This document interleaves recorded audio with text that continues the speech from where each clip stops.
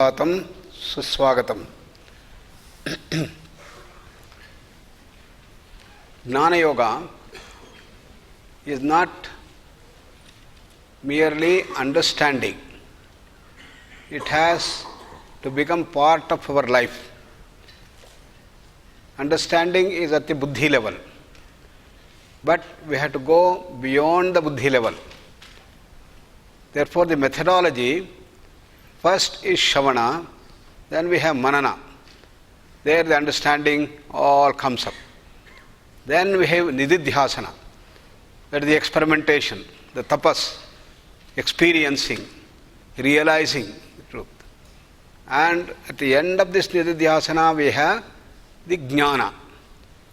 Jnana is the inference, is the realization. Realization of what? In the Jnana Yoga, realization of ultimate reality. The origin from where all of us have come. Origin from where this whole creation has come. And that may be called in scientific terms as reality, truth. And in Jnana Yoga, it's called as moksha. And also called as Brahma Nirvana. Probably Buddha called it Nirvana, and Shankaracharya later on Brahma Nirvana he said. And we have the term by Patanjali called Kaivalya. So it is the self of all of us. Therefore it's called Paramatma. And we are individual self, it's called Jivatma. And what is the goal of Jnana Yoga? Jivatma, to become Paramatma or realize Paramatma. Therefore, the whole process is well established. The SOP has been established, and we have to go through this entire process to reach the highest. And what is it that we found at the end of this thing? We are not just a physical body. We have got the pranamaya kosha, manomaya kosha, vijnanamaya kosha, anandamaya kosha. Anandamaya kosha is the causal state. That is a state of immense bliss. And what is that state of bliss? Sa parame vyoman pratisthita, as it is said. It is a state of infinite silence, all pervasive silence. Therefore, our original state is a state of immense silence, and that is infinite bliss, infinite knowledge, infinite power, infinite freedom. So it is a state where we have no bondages, no fears. It is a state of perfect health, and that is the state that's put forth. And from that, the whole creation has come. From the Paramatma Sthiti comes the Anandamaya Kosha, then the Manomaya Kosha, Vijnanamaya Kosha, Pranamaya Kosha, Annamaya Kosha. All comes up. This is the process of creation. Creation is a process of contraction. And therefore, the reverse is a process of expansion. We have to expand our small individual personality to the Pranamaya Kosha, Manomaya Kosha, Vijnanamaya Kosha, Anandamaya Kosha, and go beyond all koshas. This is the whole process. And we had one of the greatest of the journalists from United Kingdom. And he came in search of reality. You know, it is here in India, our great seers has realized the reality. He was very sincere. He came and went round the Himalayas, searching for such teachers who can teach him so that he will be able to realize the truth. And in the Himalayan peaks, there were many, many yoga sadhaks and spiritual people and others. And he would go there and ask them.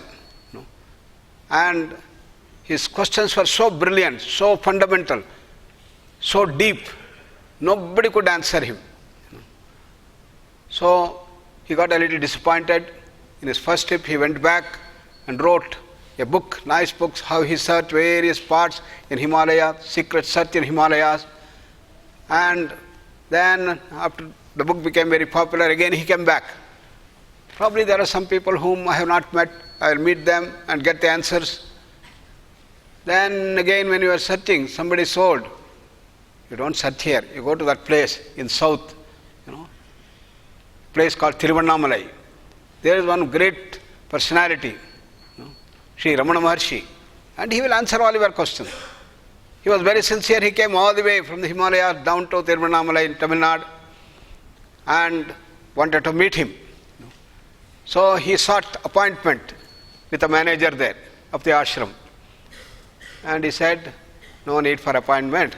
Tomorrow you come and morning we have this meditation session and all people will be sitting. You also come and sit. After that thing, then you can talk to him. So that's fine. So he started preparing. How he is going to ask the first question. If he asks this question, then either he will answer here or here. If he answers here, then I will take this question, and he will be floored. He cannot answer anymore.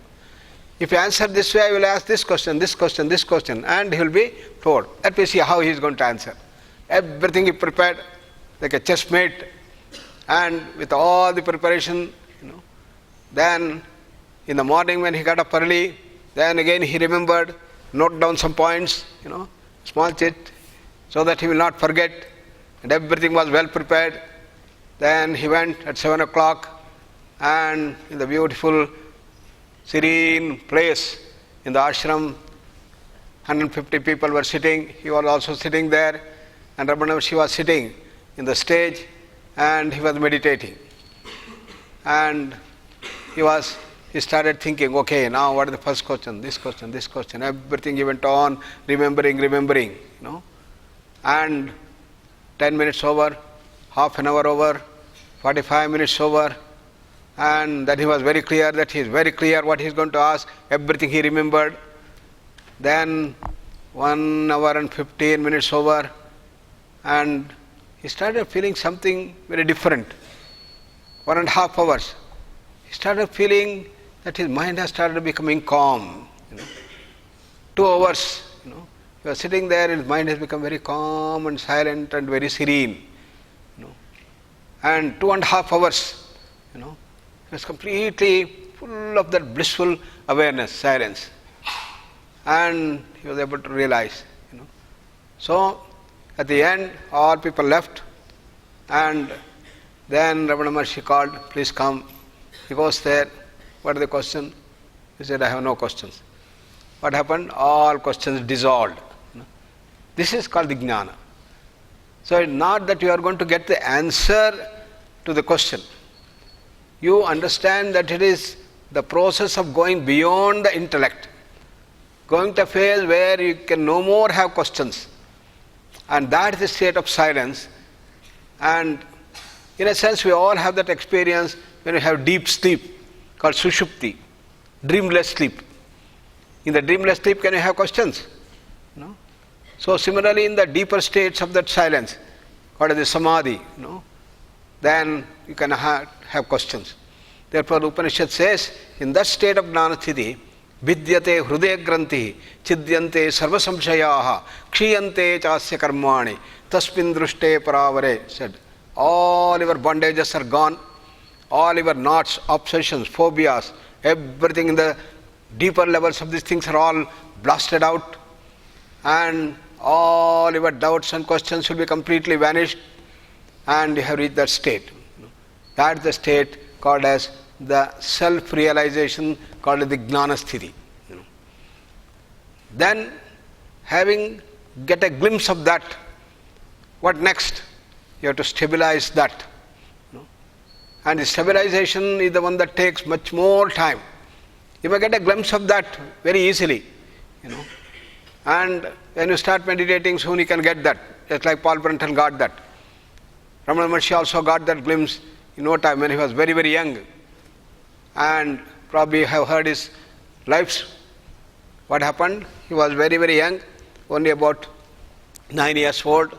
He returned from school that day, and when he came home, he was just lying down, and suddenly he found that he is getting dead.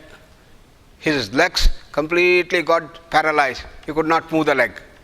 He didn't get scared. He just wanted to see. He was watching. Then his legs got paralyzed. He could not move the leg. Then the body he could not move. Then he started finding his breathing, started slowing down. Then he was just observing without any fear. Let me see what is going to happen. His mind started slowing down. And the mind stopped, the breath almost stopped, but still he was awake. He was in the state of deep silence, very happy. Then he realized the truth in no time, unschooled boy. And then he went on staying in that silence with that Sakshi Bhava and observing all the changes that occur. And he was all alone. Days passed, weeks rolled, months happened, and many years he was staying in that complete silence. And that's how he is able to get to that state of stability. That's called a Sthita Prajna. Sthita Prajna is the state in which you have come, that realization has got stabilized. Prajna is stabilized, Sthita Prajna. So Arjuna asked the questions to Krishna. Please let me know, what are the qualities of such a person? When he is in that silence, will he be away from the society? Will he be useful to the society? Or what is going to happen to him? Sthita Pragnasya ka bhasha. Please repeat. Sthita Pragnasya ka bhasha. Samadhistasya keshavam. Samadhistasya keshavam. Sthitadhi kim prabhasheta. Kimasita vrajeta kim. So he is asking, Sthita Pragnasya ka bhasha. What is his language? How does he sit? How does he walk? How does he eat? And what does he do? Person who is established in the Samadhi sthiti, in the state of realization, what is going to happen to him? Yeah. Then the answer comes. Krishna, this is the most important thing in Gnana Yoga. Everybody should remember this shloka if you want to understand Gnana Yoga. So repeat after me. Prajahati yada kaman sarvan parthamanogatan atmanyevatmana tushtaha sthita pragnasthadocyate. Sthita prajnaha tada uchyate. Then he is called as a Sthita Prajna. Then he is called as the realized soul which has been established. When? Yada sarvan kaman prajahati. When all the thoughts in the mind completely get vanished. He is in a state of complete silence. How long? As long as he wants. 5 minutes, 10 minutes, 1 hour, 10 hours, 24 hours, 5 days, 1 year. As long as he wants, he can be in that silence. That is the first thing that Krishna says. But what has happened to us? What shall? Even if we stay 1 minute, let me be silent, the mind will not stay. So this is what we have to achieve. Then in the state of silence, Atmaneva Atmana Tushtaha. He is completely happy unto himself. He is completely bliss unto himself. Ananda Sthiti. Always a Trupta Sthiti, Ananda Sthiti. He doesn't need an external thing for his happiness. For us, what we want nice food to eat, a nice comfort to have, we must have a good bank balance, and we must have a good wife, good children, and good husband, and all people praising you. We all are dependent on the external object for our happiness. But what about the Sthita Prajna? He doesn't need. If everything is there, fine. If it is not there, it's equally fine. That is the state of the Sthita Prajna. Atmaneva Atmana Tushtaha. Sthita Prajnaha tada uchyate. These are the characters. Shuka was a very young boy, and he went to his teacher, Vyasa Maharshi, and Vyasa Maharshi gave him all this knowledge base. And Shuka was so purified. He just sat and completely he got into the Gnana Sthiti in no time. And Vyasa declares, yes, you are a Gnani. But Shuka had a doubt. After all, he is my father, he is trying to give me these things. So Vyasa realized that. He said, okay, go to Janaka Maharaj. Janaka Maharaj was a great Gnani of the highest role. So Shuka comes there, and already Janaka Maharaja knows that Shukacharya has come, and he wanted to test him. He told the security guards there, when he comes there, ask him to sit. You say that he is very busy, he will come later. Until I call, let him be sitting there. So the security guards told, okay, please sit here, and he will come. And 3 hours over, 5 hours over, 1 day over, 2 days over, 5 days, 6 days, absolutely no problem. Shankaracharya was in wonderful state of silence sitting there. And then the second test comes. Janaka Maharaj comes. Oh, I'm so sorry, I got so busy, and all the drama does, and sorry, please come. Now I have kept you so long waiting for me. You must be very, very disturbed. This thing. He said, no problem, I'm fine, I'm wonderful, I'm Atmani, full of silence, bliss. And please take some more rest. And he keeps him now in all the luxury, and gives all types of different foods, and all dance, drama, music, and pleasures of the highest order, and keeps him 1 day, 2 days, 3 days, 5 days, 1 week again. What Shuka was doing, he was sitting there. When he was waiting, he was sitting here also. Because Atmana Tushta, he is completely happy unto himself. Then Janaka Maharaj said, come, you have passed both the tests. So, you are a Gnani, he declared him. Then Shukacharya asked one question. See, after all, I am having no responsibility. I am a mendicant, I am a parivrajika, and therefore I can remain in that state. But you are so much of problems, and you are the Chakravarti, you are the emperor, and every day hundreds and thousands of problems come and challenges come. How do you maintain that silence? This the question comes to most people who come to Aragadama. Here they are all very nice and wonderful. When we go back to work, what is going to happen us? Then what did Janaka do? He gave him a nice wick, a lamp, oil with a... He gave it and said, just go around this entire palace, and your job is the wick that is burning should not get extinguished. It had to be kept burning. That's your job. Okay, Shuka took that, went on looking at it, went around the things, and then came back. That's fine. Then Janaka says, what was happening there? What is happening here? No. All my attention was here. Now this time you must go. Not only you should keep the flame burning, but you must tell me all the details that are happening. Then he said, what you were doing?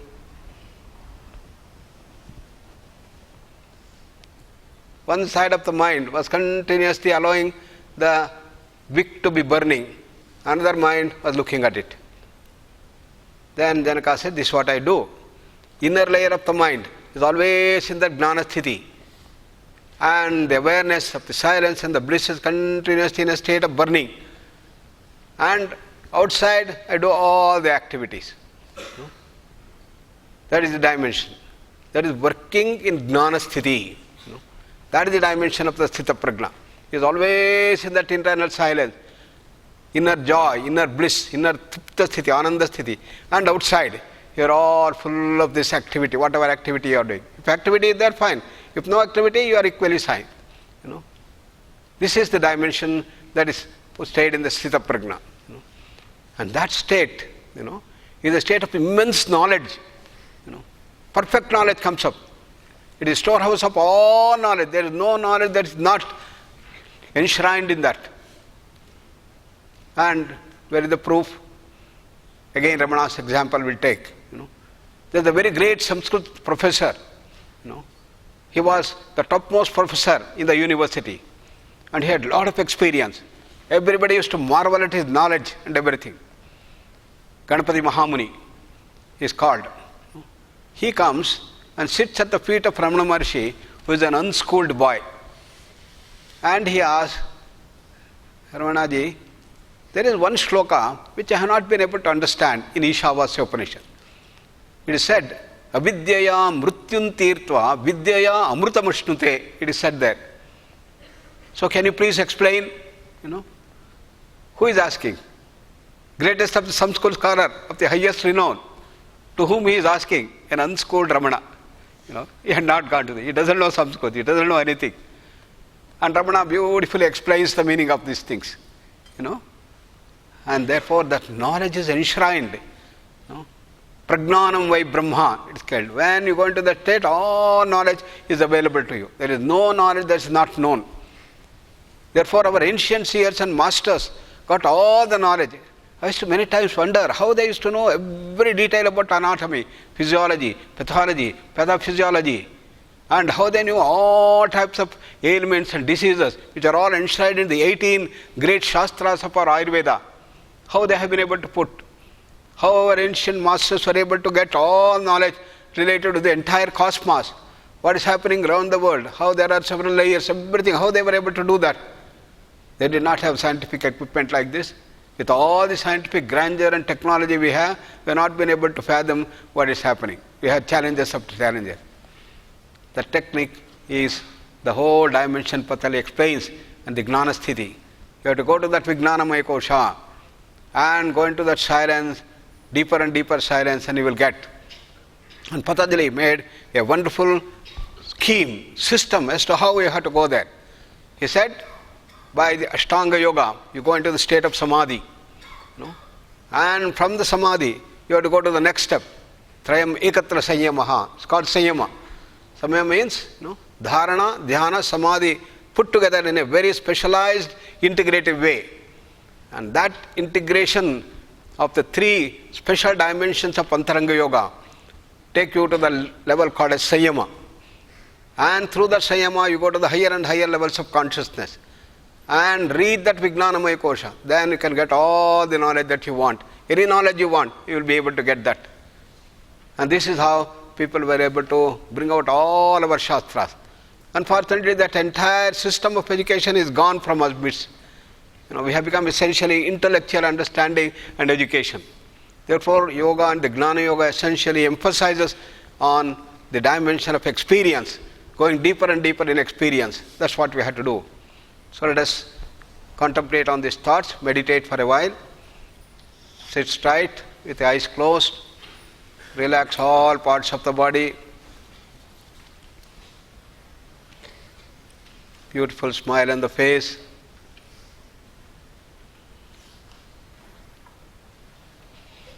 take a deep breath and slowly breathe out.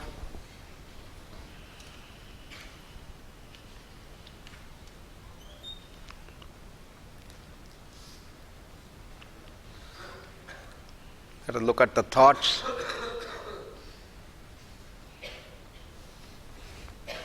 Be aware of the thoughts coming and going.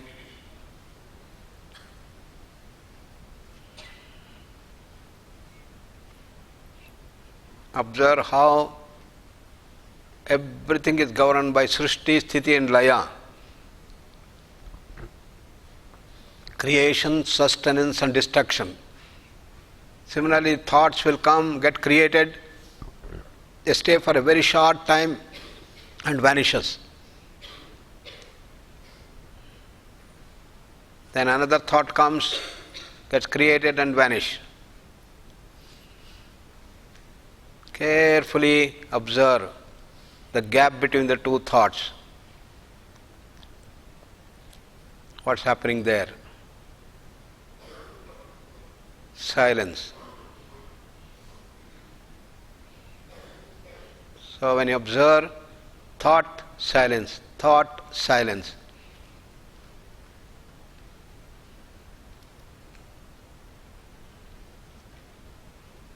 Go a little deeper.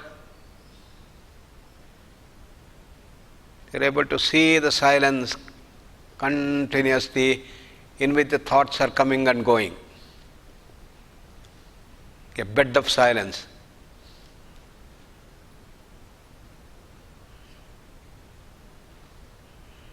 Go still deeper. Silence was there, is there, and will be there. It is there everywhere. It is beyond space and time.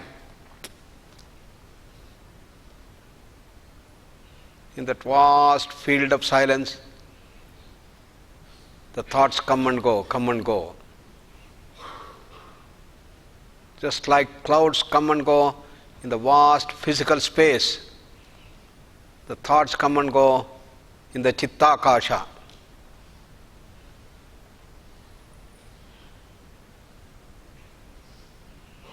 That state of silence, beyond all space-time causation, is the state of Ananda, the bliss. It's the Shanta Sthiti, Trupta Sthiti, Ananda Sthiti.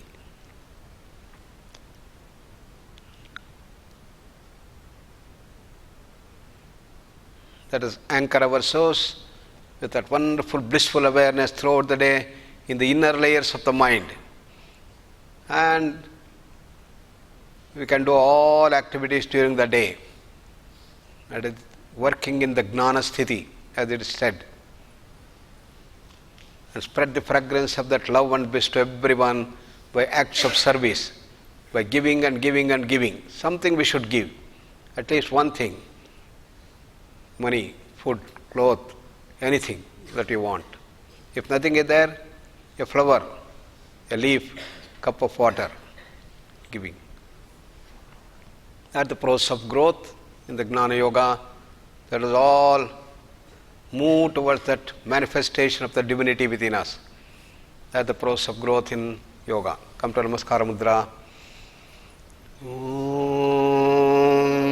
Asato ma sadgamaya tamaso ma jyotirgamaya mrutyorma amrutangamaya. Om Shanti Shanti Shanti. Sarve bhavantu sukhinah, sarve santu niramayah, sarve bhadrani pashyantu, ma kaschid dukkha bhag bhavet. Om Shanti Shanti Shanti.